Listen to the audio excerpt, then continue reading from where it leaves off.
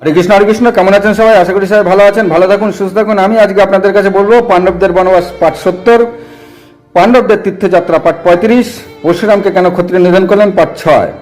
এখানে পাণ্ডবরা এখনো বনবাসে আছে, পাণ্ডবরা সেখান থেকে তীর্থযাত্রা করছে এবং পরশুরাম প্রধান সেবক আক্রুতবান পরশুরামের সম্বন্ধে কথা বলছেন।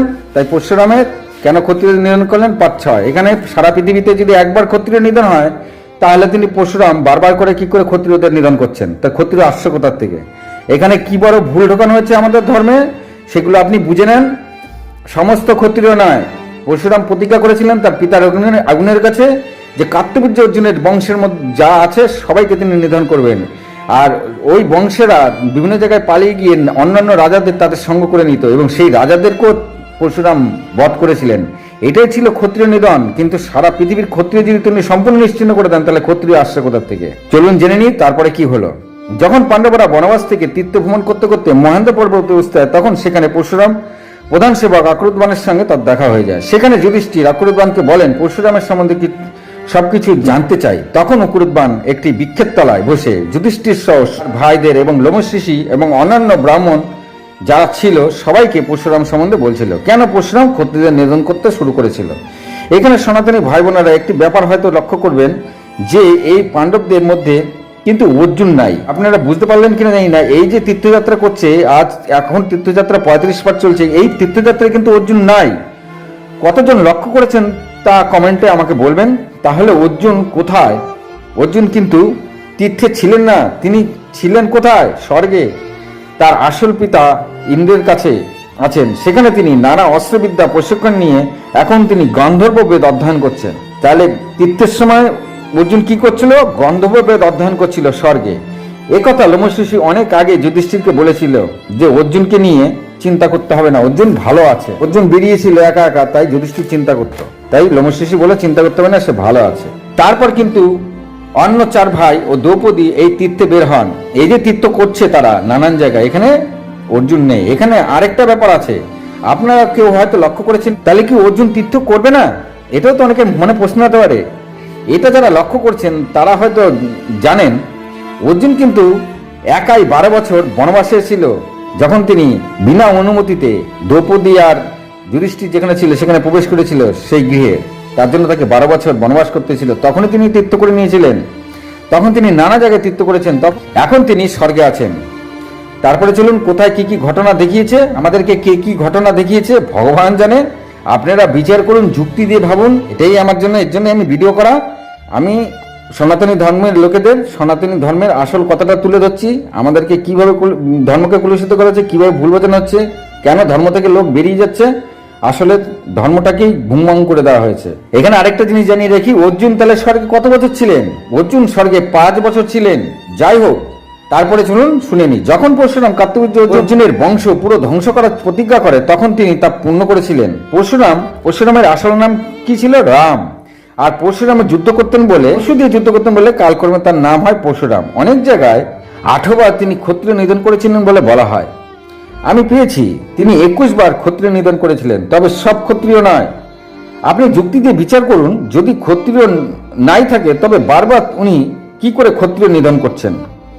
এইখানে যে ব্যাপারটা ভুল বলা হচ্ছে যে তিনি 18 বার ক্ষত্রিয় নিধন করেছিলেন, তা সঠিক নয়। তিনি কার্তবীর্য অর্জুনের বংশ সম্পূর্ণ ধ্বংস করে দেবেন বা নিধন করবেন বলেই প্রতিজ্ঞা করেছিলেন এবং নিধনই করছিলেন। ওই সময় কার্তবীর্য অর্জুনের বংশ অনেক বড় ছিল, সারা পৃথিবীতে তার বংশ ছড়িয়েছিল। তাই পরশুরাম সারা পৃথিবী ঘুরে ঘুরে তার বংশকে নিধন করেছিলেন। আর তার সঙ্গে যারা তাদের সঙ্গ যারা দিচ্ছিল তাদেরকেও তিনি বধ করেছিলেন। এতেই সারা পৃথিবীর অনেক ক্ষত্রিয় কমে গেছিল। কিন্তু সব নয়, আর ক্ষত্রিয়রাই রাজত্ব করত। তাই তিনি ক্ষত্রিয় রাজাদের মেরে ব্রাহ্মণদেরকে একে একে রাজা বানিয়ে দিচ্ছিলেন। আসল কথা এটাই। এইভাবে বহু কাল পরশুরাম ব্রাহ্মণদের হাতে রাজ্য পরিচালনার দায়িত্ব দিয়ে দিয়েছিলেন। তবে সমস্ত ক্ষত্রিয় রাজাকে তিনি মারেননি। যখন সারা পৃথিবীতে ব্রাহ্মণরা রাজ্য পরিচালনা করছিল তখন ব্রাহ্মণদের যে আসল কাজ, তপ জপ যজ্ঞ, এগুলি করার সময় তারা পাচ্ছিলেন না। তখন সেই সময় পরশুরামের প্রপিতা ঋচিক মুনি পরশুরামকে সঙ্গে দেখা করলেন আর বললেন, পুত্র, এই পাপ কাজ থেকে এবার নিজেকে বিরত রাখো, আর এসব করো না। মানে ঋচিক মুনি এসছে পরশুরামকে বোঝানো, যা এখন বন্ধ করা, আর এসব করো না। ব্রাহ্মণরা রাজ্য চালালে তপ জপ যজ্ঞ এগুলি কে করবে? তখন পরশুরাম বুঝতে পারলেন তাই তো এটা বড় ভুল হয়ে যাচ্ছে। তখন তিনি এসব থেকে সবকিছু থেকে নিজেকে বিরত রাখলেন। তারপরে তিনি সোজা মহেন্দ্র পর্বতে এসে ধ্যান তপ শুরু করলেন। আর তিনি এসব করবেন না বলে ঋচিক মুনিকে কথা দেন। এখানে সনাতনী ভাই বোনেরা আরেকটা ব্যাপার আছে, খুব মন দিয়ে শুনবেন কিন্তু। যখন তার সঙ্গে কার্তবীর্য অর্জুনের পুত্রদের যুদ্ধ হয়, সেখানে অনেক ক্ষত্রিয় রাজারা তাদের সঙ্গে সঙ্গ দিয়েছিল। তখন তাদের সঙ্গে ওই রাজাদেরকেও পরশুরাম বধ করেছিলেন। ওইখানে লক্ষ লক্ষ মৃতদেহ পড়েছিল। মানে যে যুদ্ধ হয়েছিল সে প্রলয়ঙ্কারী যুদ্ধ বলা হয়েছে তাকে। এই প্রলয়ঙ্কারী যুদ্ধে লক্ষ লক্ষ মৃতদেহ সেখানে পড়েছিল। সেই মৃতদেহ যেখানে ফেলা হয়েছিল সেইখানে এক নদী ধারা হয়ে গেছিল। শাস্ত্রে সেই সরোবরকে পঞ্চক সরোবর বলা হয়। মানে যেখানে মৃতদেহ ফেলা হয়েছিল সেইটাকে নদীর মতন সেই রক্ত বইছিল। আর এই জায়গাটাকে কি বলা হয়েছিল? যেখানে সমস্ত মৃতদেহের রক্ত পড়েছিল সমন্ত পঞ্চক সরোবর বলা হতো। কারণ সব মিলিয়ে 5টি সরোবর রক্তপূর্ণ হয়েছিল। তাহলে আপনারা বুঝে নিন, পরশুরাম যে একা যুদ্ধ করেছিল তার রক্ত 5টা সরোবর পূর্ণ হয়ে গেছিল।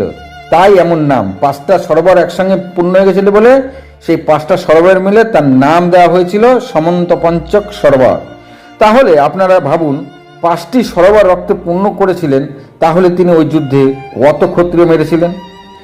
আর আমাদের কি দেখানো হচ্ছে, কিভাবে কলুষিত করা হচ্ছে সনাতন ধর্মকে। আমাদের সনাতন ধর্মকে কিভাবে কলুষিত করছে সেগুলো আপনারা বিচার করুন। আমি তো তৈরি করছি আপনাদেরকে ফিরিয়ে আনার জন্য। আমরা এখন অন্ধকূপের মধ্যে পড়ে গেছি। আপনি নিজেই একটা সনাতনী হিন্দু ভাই বোনকে ডেকে বলুন না, সনাতনী ভাই বোনকে ডেকে ধর্মের কথা বলুন না, শুনবেন আপনার কথা 100% গ্যারান্টি, শুনবেই না আপনার কথা। কেন শুনবে না? কারণ সে অন্ধকূপের মধ্যে ঢুকে গেছে। যে পথ তারা ধরেছে সব গিয়ে পড়বে ওই অন্ধকূপের মধ্যে। যে পথ আলোর পথ, সে পথেই ফিরিয়ে আনার জন্যই আমার এই ভিডিও করা। আপনারা আলোর পথে ফিরে আসুন। ঐশ্বর্যের থেকেও বড় সুখ, শারীরিক সুখ আমরা এই ধর্মশাস্ত্রে এখান থেকেই পেয়ে গেলাম। আপনি যে ঐশ্বর্য দিয়ে যে মনে মনে সুখ ভোগ করেন, তার থেকে শরীর যদি সুস্থ থাকে সেটা সবচেয়ে বড় সুখ আমরা এই ধর্মশাস্ত্রে পেলাম। তারপরে কি বলেছে? রাগ হচ্ছে যে কোনো কার্যের শত্রু। আপনি যাই কার্য করতে চান সেই কার্য করতে গিয়ে যদি আপনি রেগে যান তাহলে সেই কাজ সফল হবে না। তা রাগ হচ্ছে কাজের শত্রু। কোনো কাজকে সফলতাভাবে শেষ করতে গেলে আপনাকে কি করতে হবে? হাসি মুখে সবকিছু মেনে নিতে হবে, তাহলে আপনার কার্যটা সফল হবে। রাগ যদি এসে যায় মনের মধ্যে কোনো কাজ করতে গিয়ে, তবে কিন্তু সেই কাজ সফল হবে না, ঠিকও হবে না। আর তাতে সেই রাগ থেকে আমাদের শরীর উত্তপ্ত হয়। আর এই শরীর একবার উত্তপ্ত হয়ে গেলে এর থেকে নানা প্রকারের রোগ সৃষ্টি হতে পারে, অনেক কিছু হতে পারে, যা আমি আপনাকে এক কথায় বলে বোঝাতে পারবো না। এটা পোস্ট গ্র্যাজুয়েশনের কথাবার্তা। এখানে এক একটা চ্যাপ্টার শেষ করতে গেলে পরে ঘন্টার পর ঘন্টা চলে যাবে। আমি সামান্যই পড়াশোনা করছি এই ব্যাপার নিয়ে। যাই হোক, রাগ করলে কার্য সফল হয় না। আর আমাদের ধর্ম ব্যবস্থাকে যারা কৃষ্ণর নামে বদনাম করছে, যারা কৃষ্ণকে আমাদের বদনাম করছে, আমার প্রভুর নামে বদনাম করছে, তাদেরকে আমি বলতে চাই, কৃষ্ণ ব্যবস্থা তৈরি করেছিল, জাতিভেদ নয়। কিভাবে সমাজকে সুন্দরভাবে পরিচালনা করে তার ব্যবস্থা করেছিল 4টি ভাগে, ব্রাহ্মণ, ক্ষত্রিয়, বৈশ্য, শূদ্র।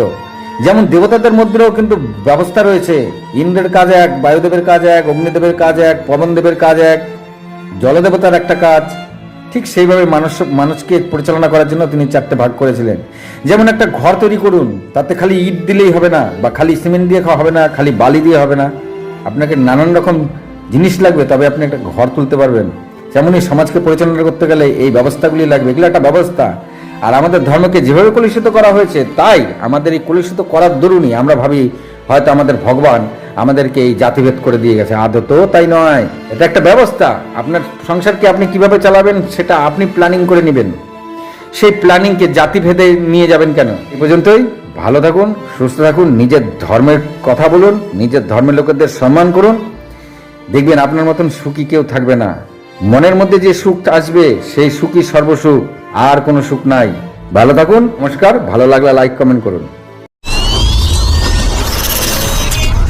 সনাতন ধর্মে কি বলছে? তুমি কোনো প্রাণীর কি প্রাণ দিয়েছো? তা কোনো প্রাণীর যখন প্রাণ তুমি দাওনি, তাহলে কোনো প্রাণীর প্রাণ নেওয়ার অধিকার তোমার নাই। হরে কৃষ্ণ। এটাই আমাদের সনাতন ধর্ম।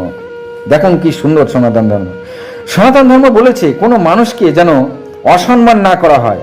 কোনো মানুষকে, চোর ডাকাত থেকে শুরু করে রুগী ভিখারি থেকে শুরু করে পাগল যেই হোক, মানুষ কি বলছে, কোনো মানুষকে যেন অসম্মান না করা হয়, সে অন্য ধর্মের হোক, সাধু প্রকৃতির হোক, যেমনই প্রকৃতির হোক, পাগল হোক, কোনো মানুষকেই যেন অসম্মান না করা হয়, সবাইকে সম্মান দিতে বলেছে।